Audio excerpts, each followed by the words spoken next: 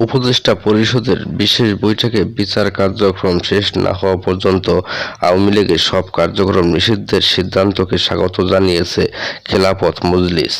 দলটির শীর্ষ স্থানীয় নেতারা জানিয়েছে, আওয়ামী লীগের কার্যক্রম নিষিদ্ধের আন্দোলনে তৌহিদি জনতার সক্রিয় অংশগ্রহণ ছিল।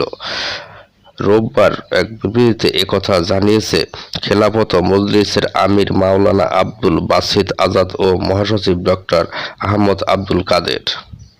খেলাফত মজলিস 5 আগস্ট অভ্যুত্থান পরবর্তী সময় থেকেই আওয়ামী লীগের দলীয় কার্যক্রম ও বন্ধ নিবন্ধন বাতিলের দাবি জানিয়ে আসছে উল্লেখ করে বিবৃতিতে বলা হয়, অবশেষে ছাত্র জনতার ঐক্যবদ্ধ আন্দোলনে অন্তর্বর্তী সরকার আওয়ামী লীগের কার্যক্রম নিষিদ্ধ করতে বাধ্য হয়েছে।